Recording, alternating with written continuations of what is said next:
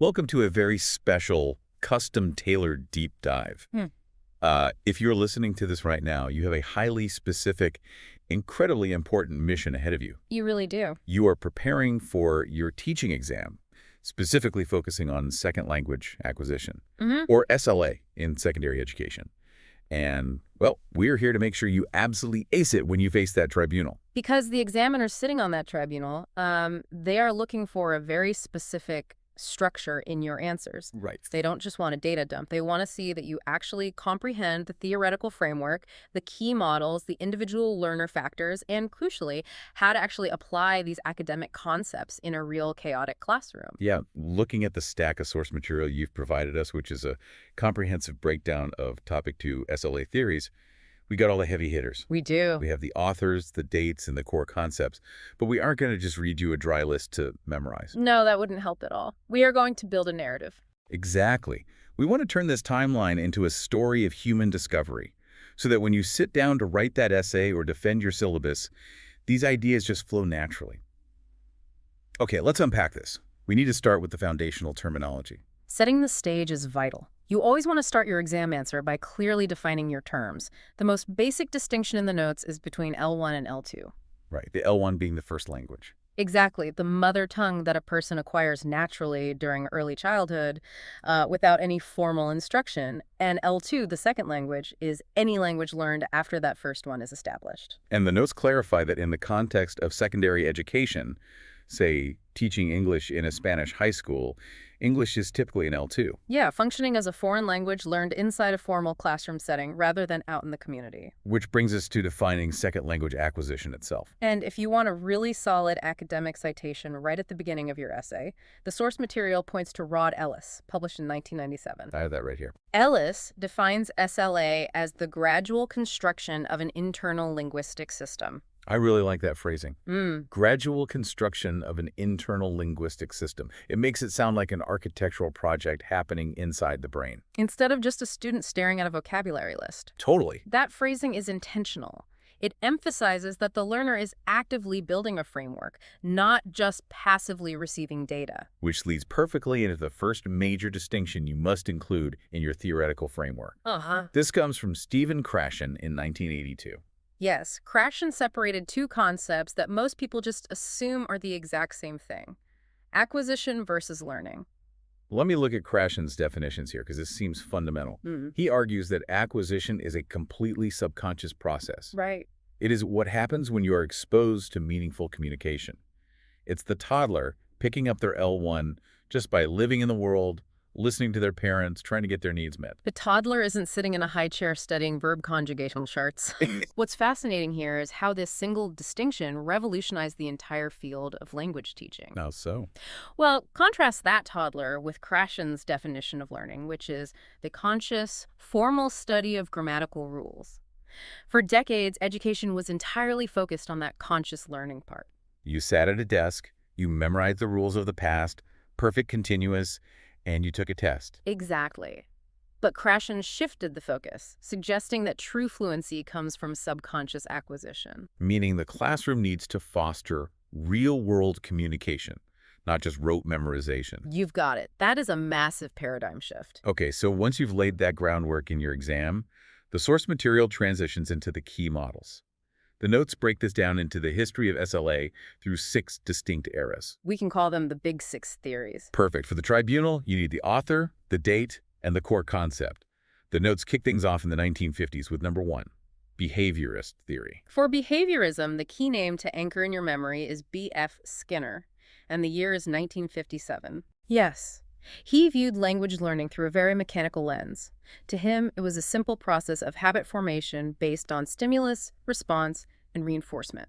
So treating humans essentially like Pavlov's dogs. Pretty much. You hear a phrase, you mimic the phrase, and if you get it right, the teacher gives you a verbal treat, like a good job. And if you get it wrong, you are corrected immediately. That's the core of it. And this theory gave birth to the audiolingual method. I've heard of that. In a classroom applying Skinner's theory, the teacher says, "The book is on the table," and 30 students chant back in unison, "The book is on the table." Drill after drill. Exactly. In this model, making an error was considered disastrous because the belief was that the student might form a bad habit that would be impossible to break later. I can just imagine the horror of a classroom full of bored teenagers robotically chanting phrases they barely understand. It seems incredibly limiting. It was. And looking at the notes, this theory had a massive blind spot, which brings us directly to theory number 2. Elitist perspectives. This is where Noam Chomsky enters the chat in 1959. And he completely tears Skinner's theory apart, right? He really does. Chomsky pointed out a glaring logical flaw in behaviorism. If language is purely about imitating what you've heard, how do human beings constantly create and understand completely novel sentences? Oh, that makes sense. A child will say something like, I holded the baby bunnies. They never heard an adult say holded, so they couldn't possibly be imitating it. Because an adult would say held. Exactly. They inferred a grammatical rule, adding ed for past tense, and they applied it creatively. So imitation alone simply cannot explain human creativity. No. To explain this, Chomsky proposes his own theory in 1965. He argues we are biologically wired for language. The key term to memorize here is the LAD, the language acquisition device. Think of the language acquisition device as a piece of sterilized biological hardware that we are all born with. Like buying a brand new smartphone. Exactly. It doesn't come totally blank. It comes pre-installed with a base operating system. Chomsky is saying our brains come preloaded with a universal grammar. We naturally scan the language we hear around us, infer the underlying rules, and start building our own sentences. Now, Chomsky was originally focused on how children learn their first language, but his theory deeply impacted SLA. It proved to educators that learners are active constructors of internal grammar systems, not just passive parrots repeating audio drills. Which provides the perfect bridge to our third theory, interlanguage theory.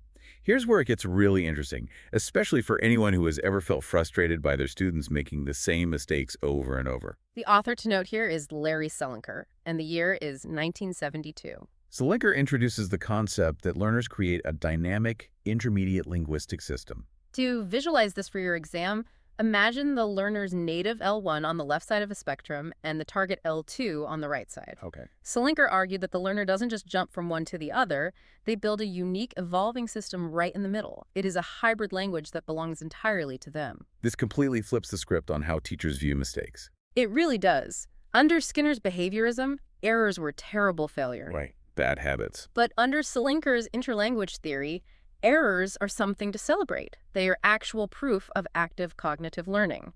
An error shows the student is testing a hypothesis about the new language, seeing what works and what doesn't. But there is a vital exam keyword you must include when discussing Selinker: fossilization. Yes, fossilization is crucial. This describes what happens when a specific incorrect form gets permanently stuck in a learner's interlanguage system. It becomes a permanent fixture, despite the learner being continuously exposed to the correct target language. We all know someone who has lived in an English-speaking country for 20 years, is completely fluent, but still makes the exact same specific grammar mistake. Like saying, I have 40 years instead of, I am 40 years old. Exactly. It is like a stubborn glitch in the matrix or a worn path in the grass that they just can't stop walking down. That is fossilization. Okay, moving on to theory number 4. The notes return to a familiar name, Stephen Krashen. But this time, it is his overarching monitor model from 1985. You will need to list his 5 interconnected hypotheses for the exam. It sounds intimidating, but they flow logically into one another. We actually already covered the first one, the acquisition versus learning hypothesis. Subconscious absorption versus conscious study. Got it. Let's look at the second one. The natural order hypothesis. This posits that grammatical structures are acquired in a predictable universal sequence. The notes suggest that you simply can't force a student to internalize an advanced structure, like the third conditional, if their brain hasn't naturally acquired the prerequisite foundational structures yet. You can teach it to them, and they might pass a test on it the next day by memorizing the formula, but they won't acquire it for spontaneous use. Right. The third concept is the monitor hypothesis. This is the idea that our consciously learned grammar rules act as an internal editor. A sort of grammar police inside our heads. Exactly. When we are speaking and we have enough time to think about it, we use our conscious knowledge to monitor and correct our output before we say it. Then we hit the fourth hypothesis, which is absolutely huge for your lesson planning section later on, the input hypothesis. Krashen argues that acquisition only happens when learners are exposed to comprehensible input that is just slightly above their current level. The golden formula to memorize for the tribunal is I plus 1. The I represents their current linguistic level, and the +1 represents the new challenge. I like to think of I+1 like a well-designed video game. If you are on level 2 and the game throws level 50 enemies at you, you get frustrated and quit. That is incomprehensible input. Exactly. But if it throws level 2 enemies at you forever, you get bored. The game has to give you a level 3 challenge, just hard enough to be engaging, but entirely possible to beat. A perfect analogy. And finally, Krashen's fifth point is the effective filter hypothesis. This is where emotions enter the chat. If a student is highly anxious, unmotivated, or terrified of looking foolish, their effective filter goes up like a brick wall. It physically blocks language acquisition from happening in the brain. Imagine the universal adolescent terror of mispronouncing a word in front of their crush. That effective filter is sky high. But if the student is relaxed, happy, and feels safe in your classroom, the filter lowers, and the I+1 input can actually get through. Krashen's model dominated the 80s, but it wasn't immune to critique. Which brings us to theory number 5, interactionist approaches. We have two key authors listed here, Michael Long in 1983 and Meryl Swain in 1985. Essentially, they looked at Krashen's intense focus on just listening to input and said, wait a minute, what about actually talking to people? Right. If Krashen was entirely correct, we could just strap headphones to kids, play them English podcasts slightly above their level, and they would eventually become fluent without ever opening their mouths. But Long and Swain argued that input is only half the battle. Long proposed the interaction hypothesis. He argued that crucial learning happens when communication breaks down and people are forced to negotiate meaning. When a student has to say, wait, I don't understand, can you repeat that? Or they have to rephrase their own sentence so their partner gets it. That real-time negotiation forces the brain to process language at a much deeper level. And Meryl Swain added the output hypothesis. She noticed that students in immersion programs could listen perfectly, but their grammar was still a mess when they spoke. She argued that producing language, actually speaking or writing it, is essential. When you are forced to construct a sentence from scratch, you suddenly realize exactly what you don't know. It highlights the gaps in your own knowledge. Which naturally leads us to the final model in the Big Six, sociocultural theory. The foundational author to reference is Lev Vygotsky, specifically his work translated and published widely in 1978. If we connect this to the bigger picture, Vygotsky is moving us away from viewing learning as an isolated mechanical event taking place inside a single, lonely brain. He argues that learning is fundamentally a social process. You cannot separate language learning from the social interactions that create it. The source material highlights two vital exam keywords for Vygotsky. The first is the ZPD, the zone of proximal development. The ZPD is the distance between 2 points. Point A is what a student can do completely independently. Point B is what that same student can achieve if they have the guidance of a teacher or collaboration with a more capable peer. It's like teaching a kid to ride a bike. They can't do it alone yet, but if you hold onto the back of the seat to balance them, suddenly they can pedal down the street. That middle ground where they're pedaling but you are balancing, that is the zone of proximal development. And the metaphorical hand on the back of the bike seat is your second Vygotsky keyword, scaffolding. You don't just give a struggling student the answer, and you don't let them crash. You provide structured support, hints, templates, guided questions, so they can successfully complete a task they couldn't have done alone. And as they get better, you slowly fade that scaffolding away until they are riding solo. Okay, let's pause there. We've covered the theoretical framework and the complete evolution of the Big Six models. But reading through these notes naturally brings up a question you should actively pose to the tribunal. If these universal theories explain how the human brain acquires language, why do 30 students sitting in the exact same classroom listening to the exact same teacher learn at such wildly different paces? Posing that question is a fantastic transition technique for your essay. It moves you directly into section 4 of your outline, individual factors affecting SLA. You need to show the tribunal that you understand your future classroom will not be filled with 30 identical robots. You will be managing diverse cognitive, affective, and social variables. The notes break down 4 main factors, starting with age. For age, the classic citation is Eric Lenneberg and his 1967 critical period hypothesis. Originally, the idea was that there is an optimal biological window in childhood for learning language. And if you start after puberty, the window closes, and it's incredibly difficult to get native-like proficiency. But looking at these notes, the tribunal is going to want some serious nuance here. I always thought kids were just sponges who learned faster than adults. It is a very common myth. But the research shows a different reality, which you must highlight for a secondary education exam. Okay.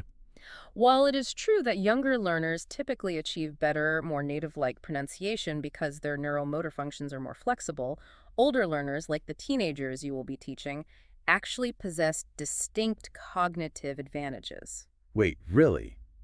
Why exactly do teenagers have the upper hand over a 5-year-old? Because their brains are more developed when it comes to abstract thinking and problem solving. A 15-year-old can sit down, look at a complex grammatical rule, understand the logic behind it, and apply it immediately.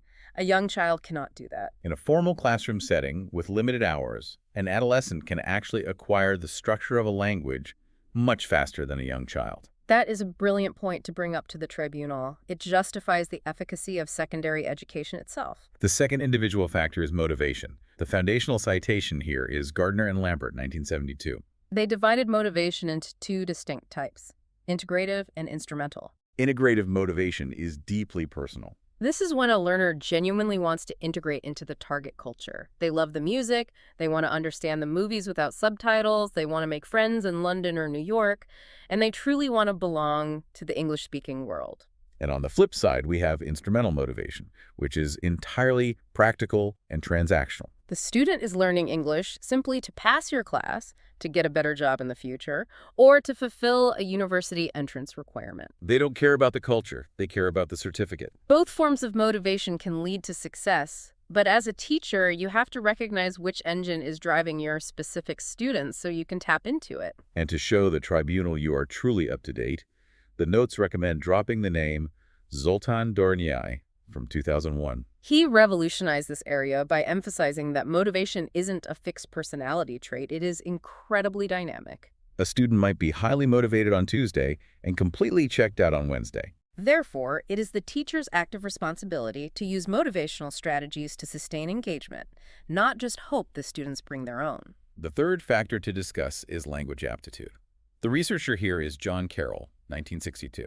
He explored the somewhat controversial idea that some people just have a natural biological talent for learning languages, much like some people are naturally gifted at mathematics or music. Carroll broke this aptitude down into specific measurable abilities, things like phonetic coding. Can you distinguish between two very similar sounds? Grammatical sensitivity. Can you naturally see the function of a word in a sentence? And of course, rate memory capacity and pattern recognition. Some students will just naturally see linguistic patterns faster than others, but you must clarify in your exam that aptitude is not destiny. A student with incredibly high natural aptitude but zero motivation will fail your class, while a highly motivated student with only average aptitude can achieve absolute fluency.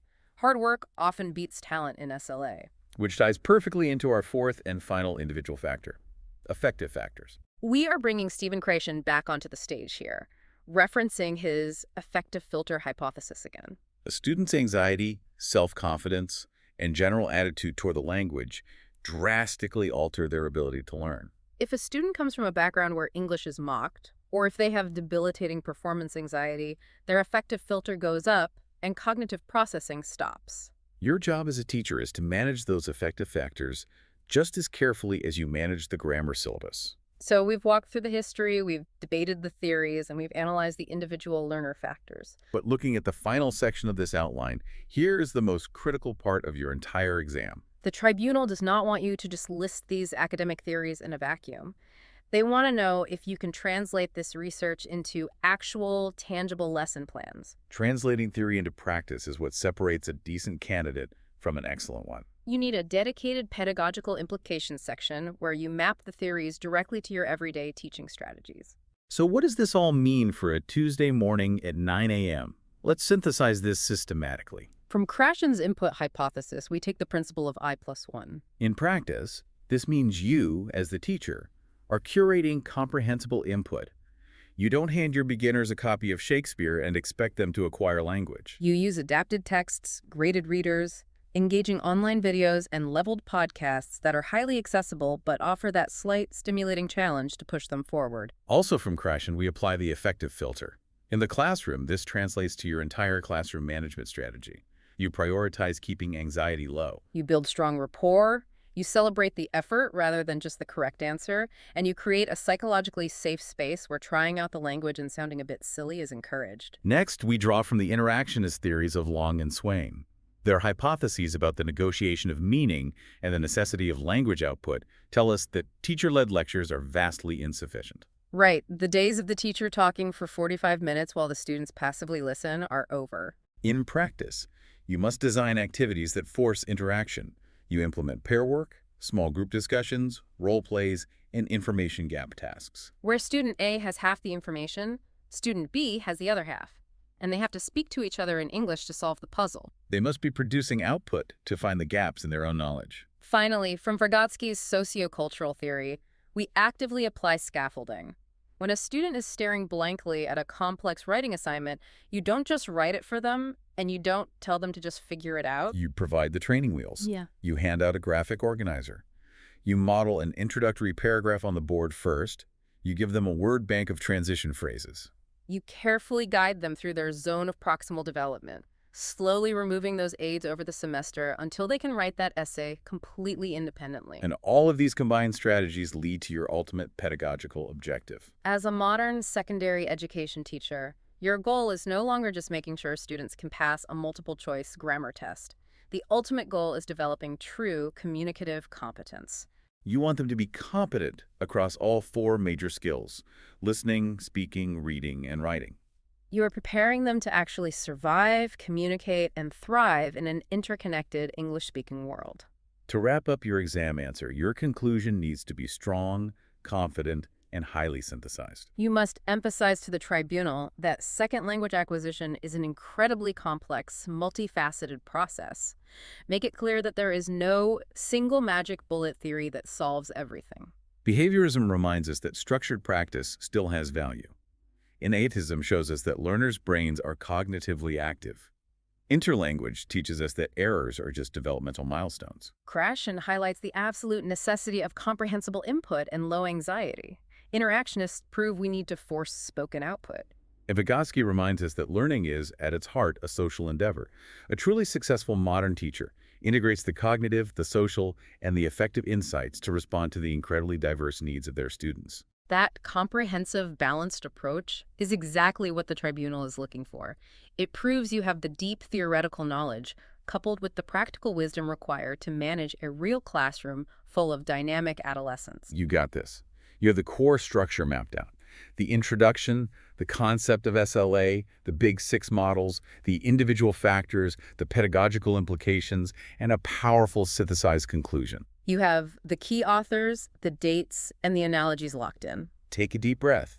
Trust the intense preparation you've put in, and remember that you aren't just passing a test, you are getting ready to shape the minds of your future students. Before we go, let's leave you with one final thought to mull over, something to critically reflect on as you prepare for the oral defense portion of your exam. This raises an important question. Oh, I like where this is going. If we know definitively from Larry Salinker's interlanguage theory that making errors is a natural, inevitable, and actually positive sign of active cognitive processing, how should that change the way we approach traditional grading systems? That is fascinating. If a student's brain is doing exactly what it is biologically supposed to do by testing hypotheses and making mistakes, why do our standard rigid rubrics still penalize every single grammatical error as a mathematical failure? That is a fantastic, slightly rebellious question to ponder, especially if the tribunal presses you on your evaluation methods. Think deeply about how your grading rubrics actually align with your teaching philosophy. Good luck on your exam. You're going to do incredibly well. Keep reviewing, keep reflecting, and we will see you on the other side.